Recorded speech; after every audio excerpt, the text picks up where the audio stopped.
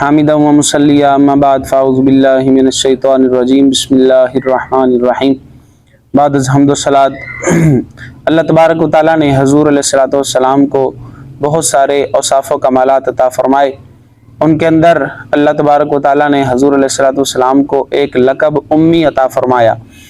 بعض بے عقل لوگ اس لقب کا بہت برا ترجمہ کرتے ہیں، الٹا ترجمہ کرتے ہیں اور کہتے ہیں معاذ اللہ جی حضور علیہ السلام پڑھنا لکھنا نہیں جانتے تھے۔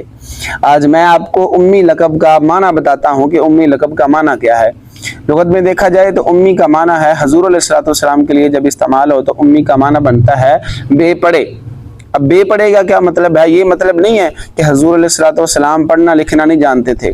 اللہ تبارک و تعالیٰ نے حضور علیہ السلام کو امی کا لقب عطا فرمایا۔ اس میں ایک حکمت یہ تھی کہ دنیا میں رہتے ہوئے بندہ کسی سے پڑھتا ہے، کسی استاد سے سیکھتا ہے، بڑا ہوتا ہے تو جب وہ کوئی اچھا کام کرتا ہے تو پوچھا جاتا ہے تمہارا استاد کون ہے جس نے تمہاری تربیت کی، جس نے تمہیں سکھایا؟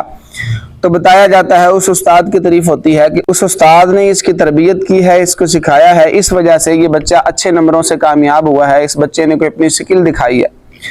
تو اللہ تبارک و تعالیٰ نے حضور علیہ السلام کو امی کا لقب عطا فرمانے میں اللہ تبارک و تعالیٰ کی حکمت یہ تھی کہ کل کو کوئی یہ نہ کہے کہ حضور علیہ السلام کے یہ جو اتنے کمالات ہیں، حضور علیہ السلام کے پاس جو اتنا علم ہے، یہ کسی استاد کے سکھانے کی وجہ سے ہے، یہ فلاں استاد نے حضور علیہ السلام کو سکھایا، اس وجہ سے حضور علیہ السلام کے پاس اتنے کمالات ہیں۔ ایسا نہیں ہے، بلکہ اللہ تبارک و تعالیٰ نے حضور علیہ السلام کو خود اتنا علم عطا فرمایا کہ حضور علیہ السلام کو دنیا میں آ کر کسی سے پڑھنے اور لکھنے کی ضرورت ہی پیش نہیں آئی۔